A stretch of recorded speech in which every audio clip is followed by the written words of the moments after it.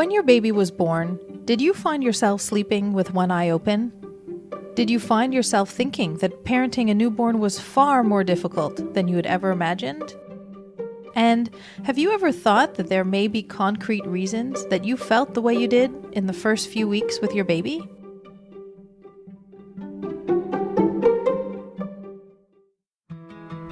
So the big question is this: how do we navigate through the mountain of overwhelming, often contradictory, and sometimes false parenting information we find online? What parenting information should you believe and apply, and what should you reject? That is the big question, and in this podcast, we will help you understand what underlies your child's behavior and explain how to react in a way that favors your child's optimal development. I'm Alexandra Scherzer, and welcome to the Wise Parenting Podcast. Today's episode is about emotional availability. Maybe you've heard of the term, but chances are, just like me, you'd never heard of it. Knowing what emotional availability is somewhat key because it's one of the benchmarks you can use to evaluate whether you're on the right track or not in your parenting. Our goal with the Wise Parenting Podcast, Dr. Solomon's Wisdom, and the Wise Parenting Academy is to help parents feel clearer, more at ease, and more confident about their parenting. Knowing more about and understanding some benchmarks like whether or not you're emotionally available should help you to feel more confident about your parenting decisions.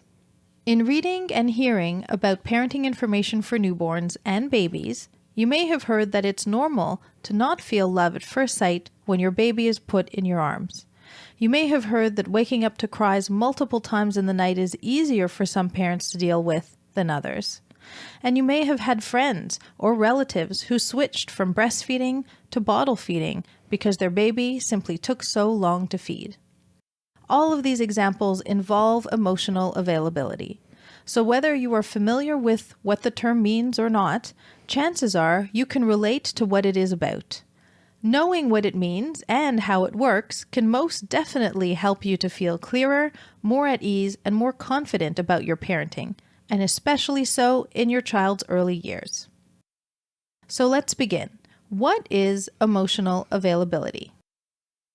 Emotional availability means that on an emotional level, your child feels that you are there to help him obtain what he needs, and you are there when he is upset for any reason. You interact with him in a way that makes him feel that you feel for him, that you understand him, that you want to satisfy him and make him feel good. You are there for him. Although the first 18 months of his life are crucial for him to get the message that you are there for him, you must continue to be emotionally available for your children all through childhood.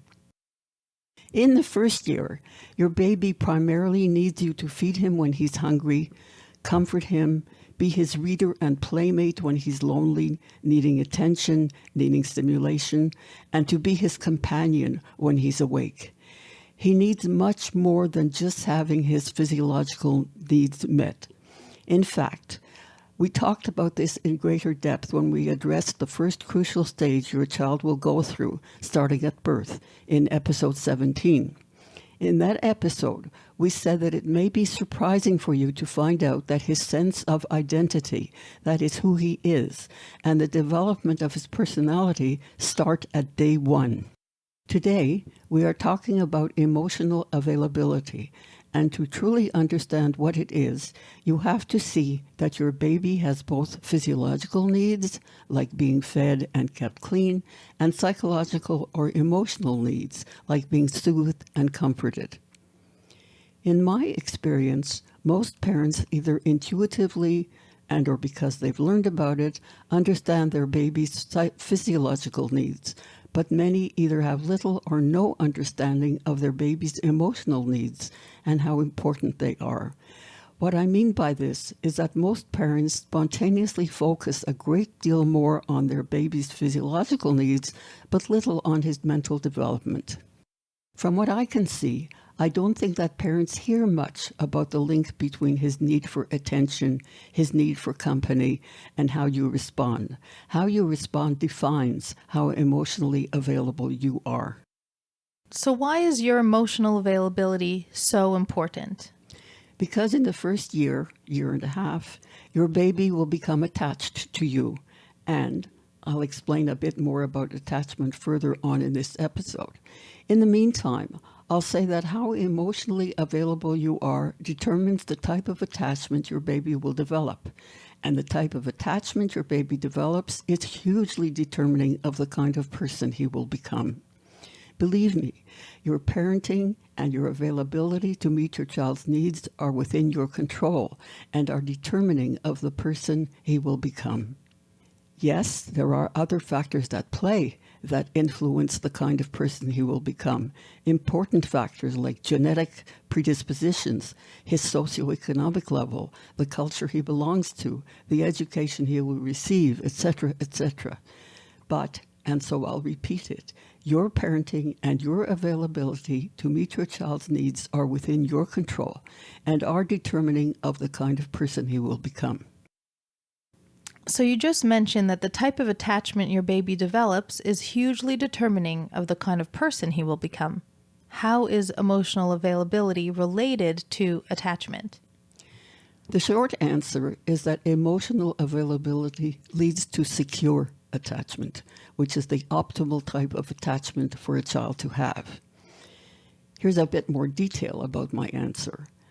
I've read a lot of misinformation about what attachment is online, and that's why we recorded an entire lecture and episode on the topic. To hear more about what attachment is, what it isn't, and why it's so important to learn about it, listen back to episode 13. Equally, you can listen to the entire lecture in a 10-part series at the very top of our podcast. I'll start by repeating the definition of attachment.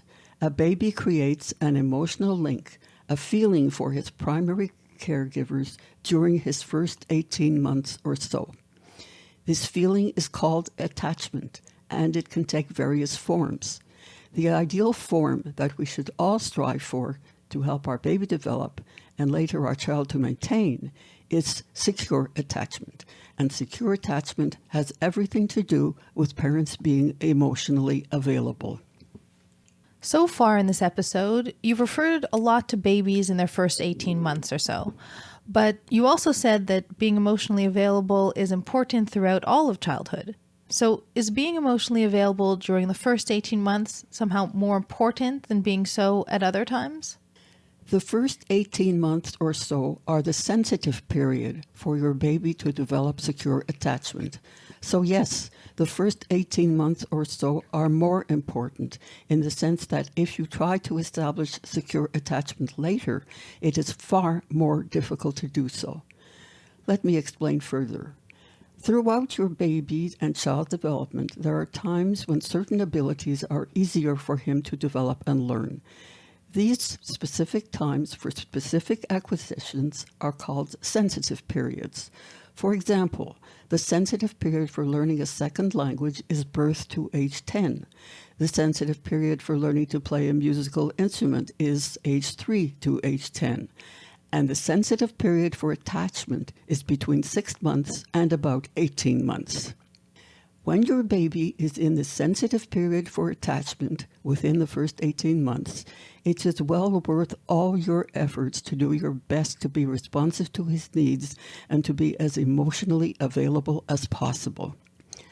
I want to underline something very important about the sensitive period for attachment. Unlike other sensitive periods, this is a critical period. To establish secure attachment once the sensitive period is passed is a huge undertaking and often requires professional help. So I'll repeat, the first 18 months or so are more important in the sense that if you try to establish secure attachment later, it is far more difficult to do so. Even if you establish secure attachment in the first 18 months, it is equally important for you to continue to be emotionally available as you were in the first 18 months. The bottom line is this: regardless of your child's age, remaining emotionally available is crucial in giving him the best shot at being his best self. And the negative consequences to not being emotionally available during the first 18 months can truly be lifelong, both for the parents and the child.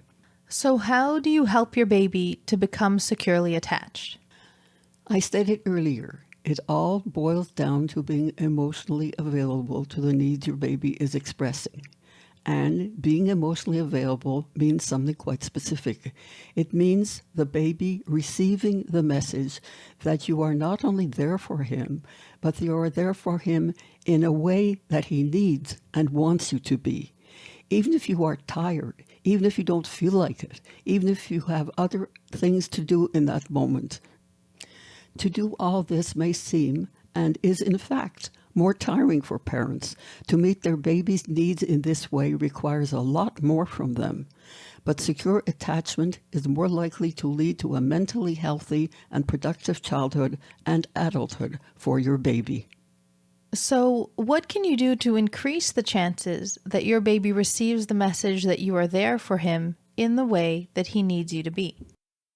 When looking at establishing secure attachment in the first 18 months or so, it really comes down to how you handle feeding, crying, and sleeping. These are huge topics and subjects for other episodes, but for now I'll say this. The short answer is that it means feeding on demand. It means picking him up when he is crying and comforting him in such a way that he eventually stops crying. And it means putting him to sleep in such a way as to make him feel comfortable enough to fall asleep and not to fall asleep out of sheer exhaustion or hopelessness. Whether you are aware of the ins and outs of attachment and the importance of secure attachment in the first 18 months or so, your goal should be to establish harmony with your baby during the first year. You understand him. He begins to understand you. And there is a mutual wish to enjoy your time together. For some parents, particularly those who are securely attached to their own parents, to do so will come more easily, and it's almost second nature. But for other parents who lack confidence that being emotionally available is the right thing to do, knowing that positively responding to their baby's needs is what tips the scale so that they have the confidence to respond to their baby in the way that satisfies him. So what would lead to your baby being insecurely attached?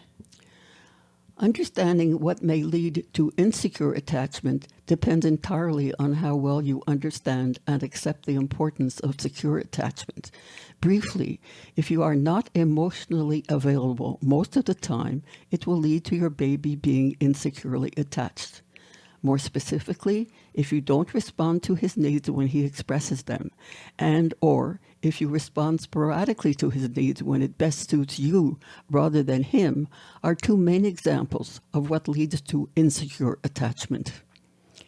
As we explained in episode 13, when we looked at attachment in greater detail, insecurely attached babies and children are at an increased risk for social and emotional problems, daycare and school problems, difficulty at adolescence, and difficulty in couple relationships and in parenting their own children. So some parents seem to just respond immediately to their baby's needs. They are spontaneously emotionally available, but other parents seem to have more difficulty with it. Is there a reason for this? Well, that's right. Some parents have an easier time than others when it comes to being emotionally available for their children. Responding successfully depends on four things. The first is their own experience, particularly how they were raised. The second is their current life situation, whether they're being stressed by other factors such as problems at work, problems meeting their expenses, problems with family, problems with in-laws, etc. The third is their own hormonal makeup. Hormones play a role in emotional availability and empathy in general. And the fourth is their relationship with the baby's other parent, whether it's agreeable or not. This means that if your own parents were emotionally available to you, if your general life situation is pretty good, if you have the hormones that permit you to be more empathetic, And if your relationship with the baby's other parent is agreeable, then you are more likely to be a sensitive parent who tries to respond in a way that satisfies your baby. This is easier for you to do than it is for parents who don't have this history, these hormones, or this type of relationship. I'm going to add something here that I haven't said about emotional availability. It is that emotional availability includes responding quickly. Emotional availability really means what the two words say. You are emotional and you are available. It means that you want to satisfy your baby and that you want to respond as quickly as possible. When your emotions are involved, it gets you going. Well, it sounds like there's an upper limit to a parent's emotional availability, determined by your experience, your life situation, your hormones, and your relationships. So, can you increase your emotional availability? It would be very difficult to increase your emotional availability, but what you can do is increase your knowledge of what is good for your child and act with this knowledge. Using this knowledge will permit you to be available to your child in ways that satisfy his needs, even if you don't feel the same emotions as another parent might. And that's okay. In fact, it's good, and your child will benefit. Knowledge can really be that powerful. So earlier in this episode, and in episode 13 as well, we discussed attachment in greater detail. You said that secure attachment gives your child the best shot at becoming his or her best self, and that securely attached children are most likely to be mentally healthy and to eventually have productive childhoods and adulthoods.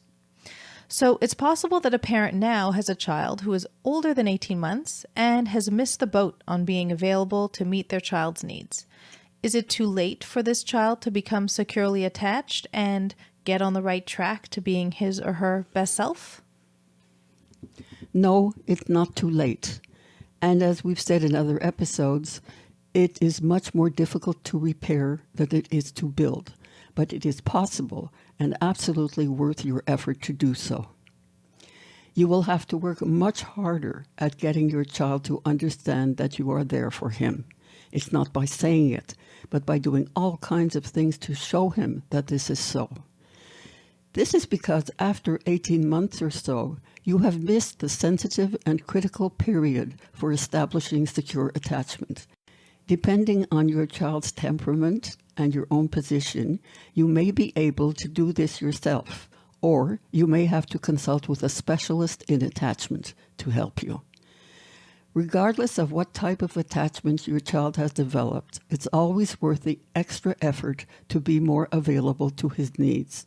Not only he, but you will reap the benefits of doing so over the next years. As a last point, I want to be clear that needs are not wants.